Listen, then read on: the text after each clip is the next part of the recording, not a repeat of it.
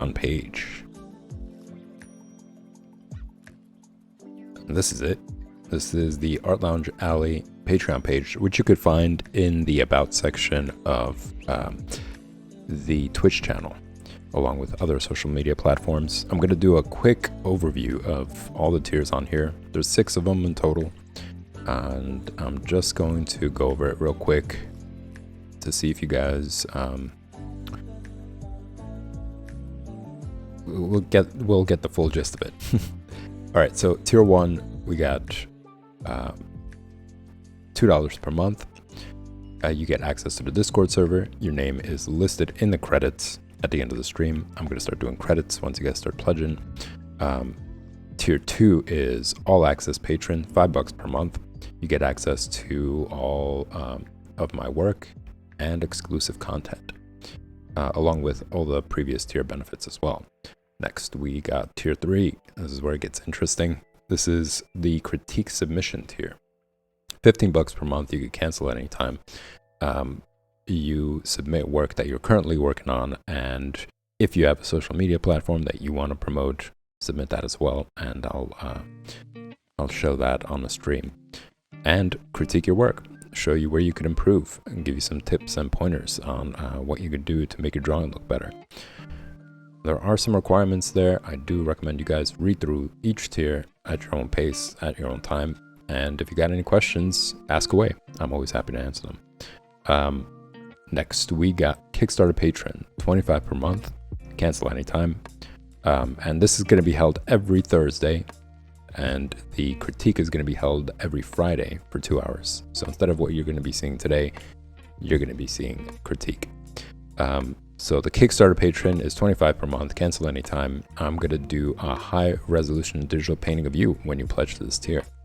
I encourage you guys to be as creative as you want. You know, put on masks, makeup, glasses, expressive face expressions, make expressive face expressions, put on hats and accessories, but it's not required. It's just to make the stream more fun, make the profile more fun. And yeah, once it's complete, I will send it to you, and you could do whatever you like. You could make it your profile photo, you could send it to somebody who's close to you, that sort of thing. And you get all the previous tier benefits as well, including having your patron name listed in the credits.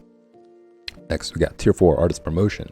This is meant more for intermediate or advanced artists who want to promote their work, get some stream time on the Art Lounge Alley. Build yourself a fan base, be part of a art community. It is required for you to send in a 5-minute promotion video, just so that you could pace it at your own pace. You could frame it the way you want to frame it, talk about it the way you want to talk about it, and I'll introduce you prior to the stream. I'll also promote you through the social media platforms that I post to regularly.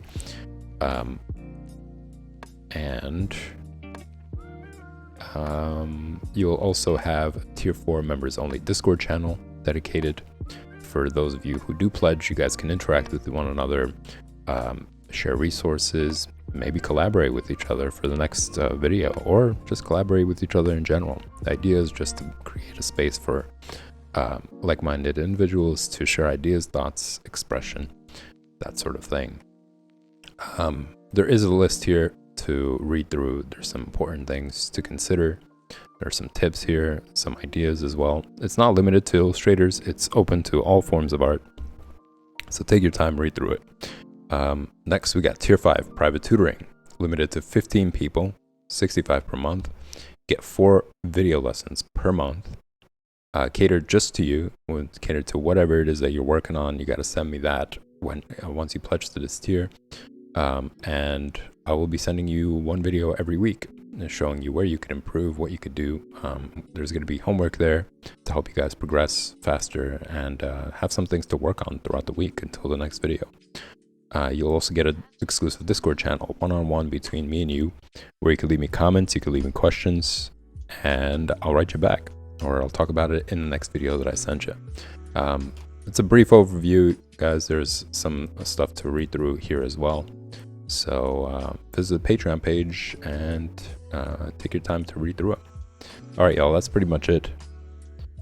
I am going to jump into today's stream.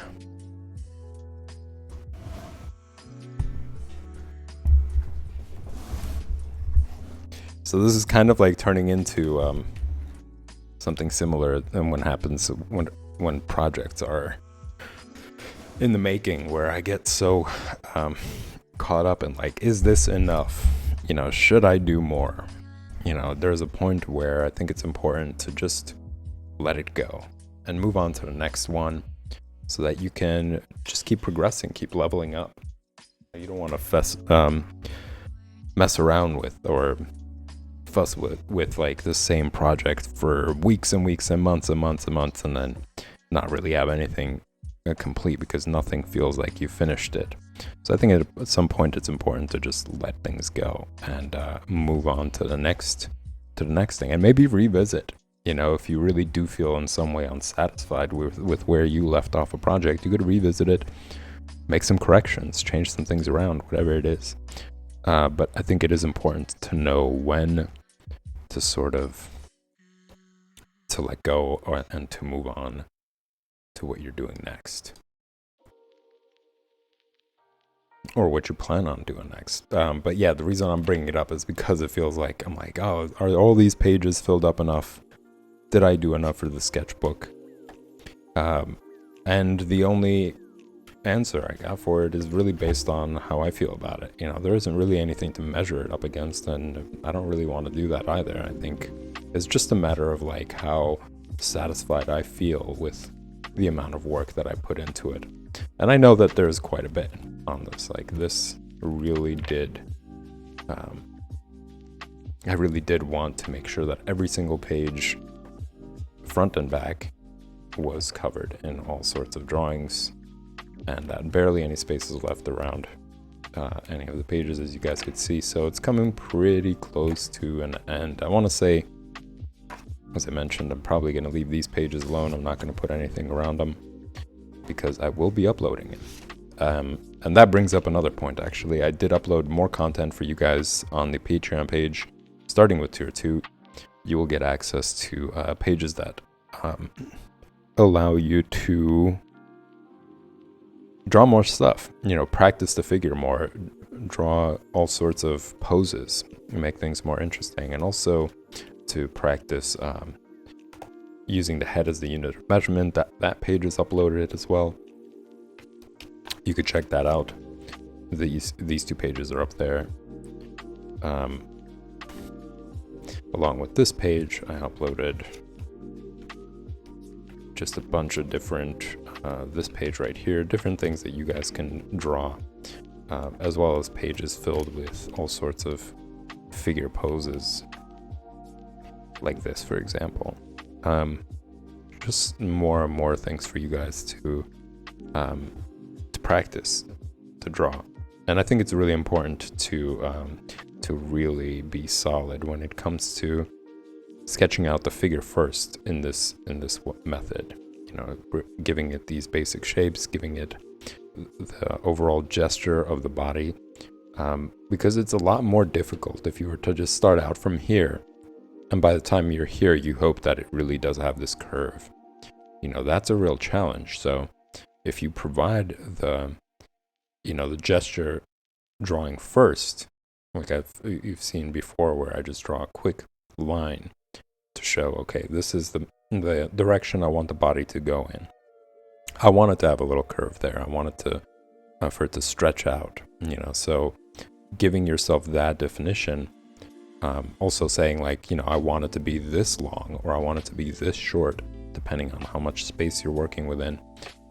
It allows you to set those parameters so that you don't end up making the mistake of bleeding things out of the page. And some of you are going to say, well, that happened here, but that really was intentional. I really wanted to maintain this size and also be okay with like having things obstruct my drawing in some way. But yeah, that really does give you an opportunity, and it really depends. Like, as you could see, some figures got smaller because I wanted to fit them into certain places. Some are a lot larger, just practice scale. So yeah, just being able to do that, not only does it give you a better understanding of how to structure your drawing, how to simplify things a little bit more, make it a lot easier for you to tackle the drawing and get it complete. But you're also practicing good habits. You know, you're practicing, or it leaves you room to practice good habits of like sketching lightly. You know, not pressing too hard on not pressing too hard on the pencil, not holding it all the way at the tip. You know, here where you get into this like tedious mode or tedious zone where like every little detail matters and everything like that. Especially not at the beginning. You want to give yourself this free-flowing sort of experience, and then you could get into the nitty-gritty details as you go further in the drawing as well. It kind of makes a full circle, really. Like you start out with very loose sketching lines, and then you tend to like tighten things up a bit. You know, you're defining the lines more, you're giving more detail, you're giving it more shape, and then after all that you can once again revert back to just getting more of a free experience, whether it's through colors or inking. You know, you're taken out of that meticulousness. More, I would say more with colors than with inking, because depending on what brush you're using, you might need to be more focused, and your hand has to be really steady in order to make the certain lines. So I would say more with colors. And also it could be in the process of defining the figure more. So once you start giving things definition, it's a little bit looser, you know, because you're already set everything up. You have the parameters, you have the pose, you have the proportions down, so that part is alleviated. Now it's just a matter of like beautifying the image, I want to say, giving more detail, giving it more muscle, or whatever it is. All right, well, anyways, with that said, y'all, let's jump into where I left off yesterday. Just drawing this guy right here, doing more figure drawings from imagination. I want to see how many more pages we got here. Possibly do some work here. Some work here as well.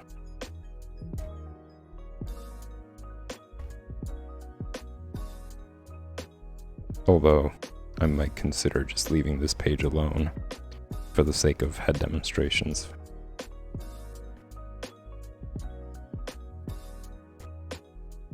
Alright, so let's jump into it.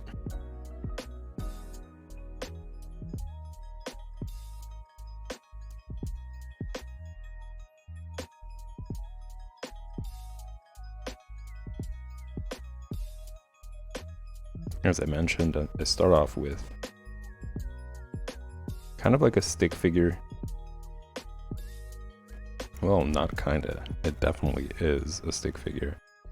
And then from there,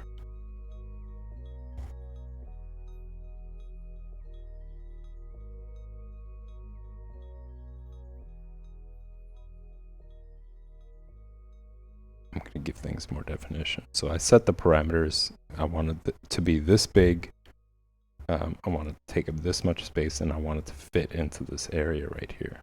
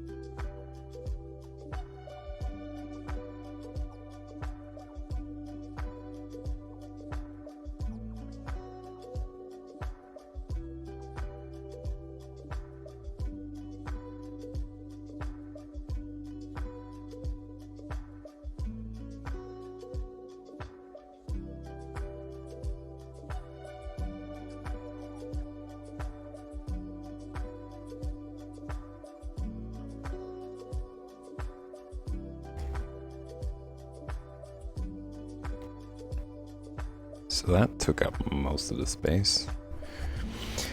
And I'm trying to see if maybe I could sneak in something behind them. And I will attempt to do it.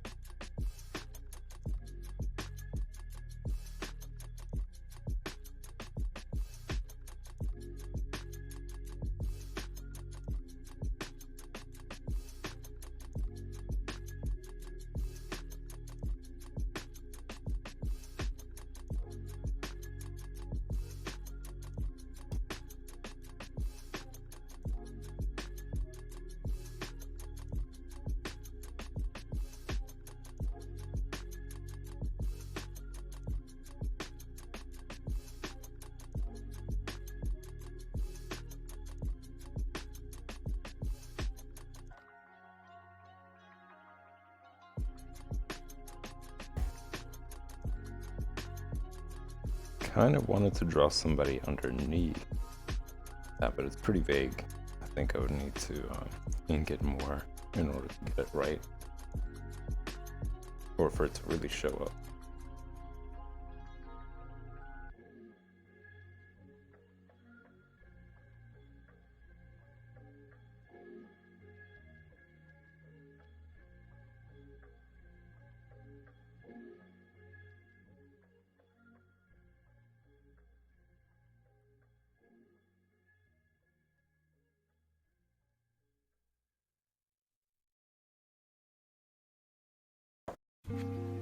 Alright, I am going to move on to the next page here.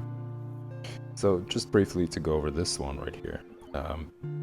This demonstrates pretty much what I was talking about earlier, having to start out with basic shapes and just noticing how pretty much everything on the body is created out of a cylinder shape.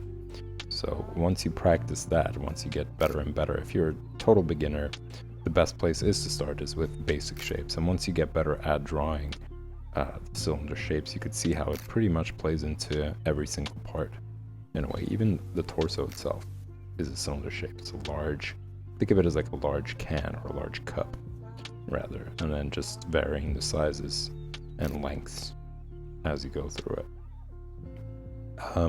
Yeah, and just drawing it that way enables it to be more manageable, you know, especially if you are new and you haven't really understood the proportions of the body yet, or the relationship between objects in a way. It gives you that opportunity. And then from there, it just shows the whole demonstration shows how you could actually start connecting things afterwards. So you draw things out using these basic shapes. Granted, this is a little bit darker than normal. Like, it's if you are doing it for yourself, you're doing it in your own sketchbook, you could just sketch this out much lighter so that it enables you to adjust things. So like, for instance, you could start adding curves to the waist area, right? That otherwise you wouldn't be able to do on something like this, where things are a lot more, the lines are a lot darker in a sense. So if you keep it light, you'll still see it in the background, but it's going to be a good light enough to allow you to like pick different lines and shape the basic shapes into muscles and so on and so forth. But yeah, this just kind of demonstrates the transition. This, granted, is kind of separate, so really it would be from here to finally here, you know, and you could start erasing as you go. Once you get to the stage, you could start erasing these lines that create the divide between joints, or any other lines that don't really seem to fit. You could start erasing them to look more realistic. But yeah, that would be the gradual process for it. It doesn't just start and end here. You know, this might be the impression that some might have with these other drawings, that they're not fully developed and they're in these mannequin states, rather. But yeah, you could absolutely build on top of them and connect everything into a more finalized drawing.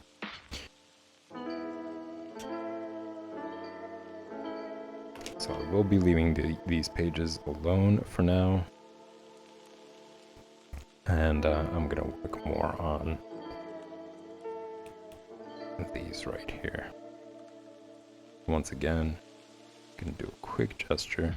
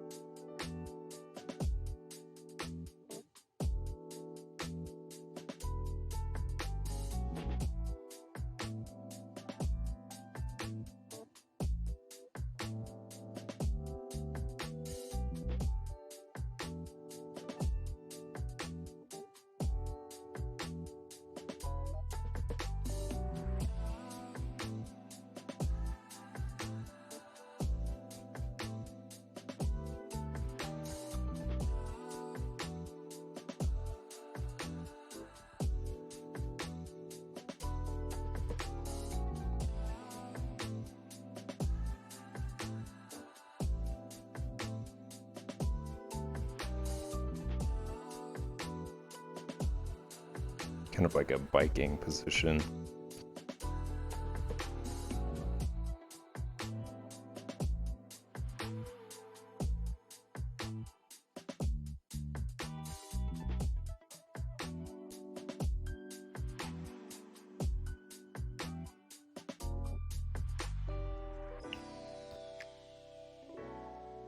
So just a brief explanation of the process here. Just start out, it's kind of like a balloon in a sense, right? You get like the balloon itself and then a line that follows it. But from there, you just start adding more basic shapes to give it definition.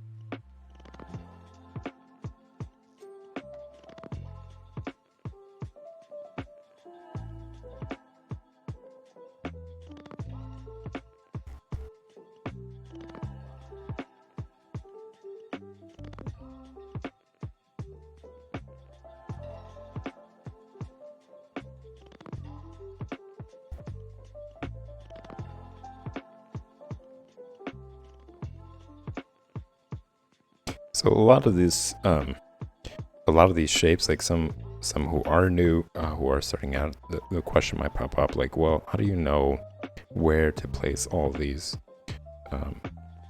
or how long or how short do you know to create these shapes, and how do you make sure that they're in proportion to each other? And a lot of it has to come from this page that I showed you guys earlier.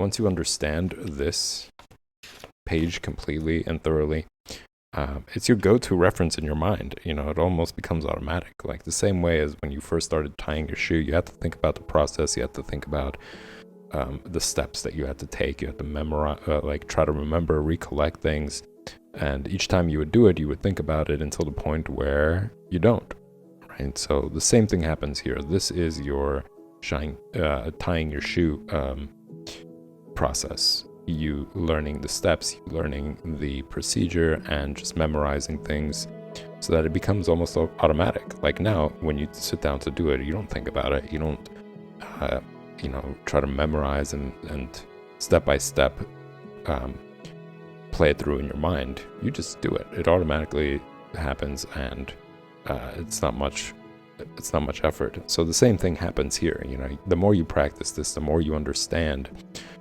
the head as the unit of measurement, the more you understand these different principles, like the width of the arm is half the head. So So you can always measure that and make sure that the head that you drew and the width of that head is equal to this rule.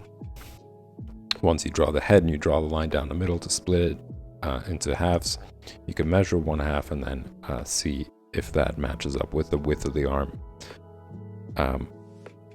And so on and so forth. Like basically just understanding all these principles. Like how do you know what the length of the leg should be, right? 2 heads here. It just shows you that. 2 heads as the length, 1 head as the width. So whatever head that you draw on your sketchbook, that's going to be your unit of measurement based on these rules here. So this is why it's important to have this page in your sketchbooks, to have this page printed or whatever it is, or digital, just have it open while you're drawing and practicing it and memorizing them, so that eventually it becomes like tying your shoe. You just automatically do it. You know, you just remember, or your eye just recognizes like, that's about right. That looks like 2 heads. You know, and the way you get to that point is by actually measuring things out every time you draw. And practicing to do it from your imagination and trying to see like, oh, okay, well, now I'm going to try to do it from memory and see if it actually matches to what I think it is. You know, you start sketching out from your memory, and then you draw out the leg, and then you measure it, and you're like, oh yeah, okay, so it did end up being 2 heads in terms of length, and a head in terms of width.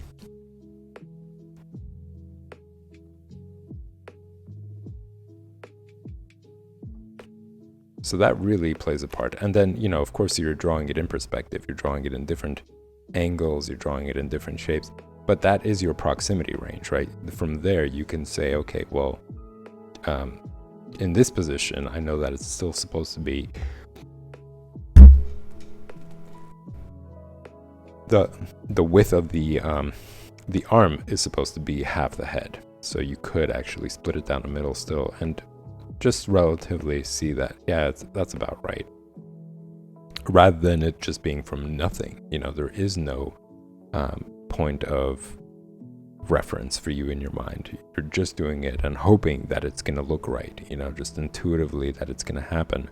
And while that could eventually work, it requires a lot of time, a lot of patience, and dealing with a lot of rejection when it comes to it. Like, oh, it didn't look right, it doesn't look right again, you know, and just keep on going and going, and then hopefully, bam, one day it works or it looks right.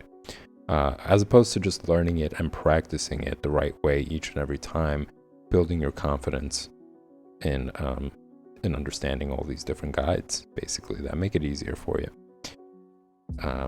So yeah, that really is how you would determine, like, well, how do you know the length? Do you know the width? You know, that sort of thing. It's by drawing that page repetitively several times. And once again, it's like that tying a shoe example. You didn't tie your shoe once and then from there on it was just like totally easy, and you never had to practice it ever again as a kid. You actually had to do it multiple times, right, in order to get it right, that sort of thing. So it's a simplified way to explain the same process and the same results, kind of the same thing that happens when it comes to learning something. So this applies to it as well.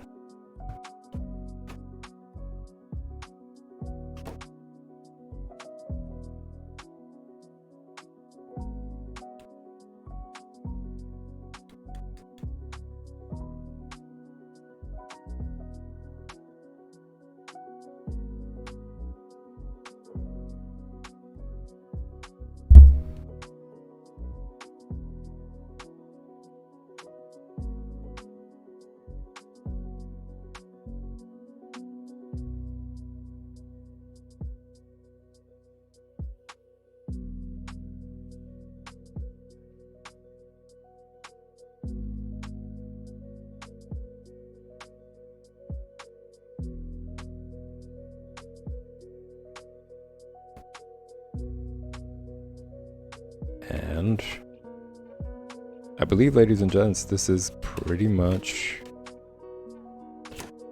I'm going to say, yeah, I'm going to fill up this page as well, because this page isn't so well put together. I did show some examples of how to draw the face, just a 3/4 view in a sense, and just demonstrating ways you could build on the basic shapes of the face. But I believe there are better examples that I could create for you guys.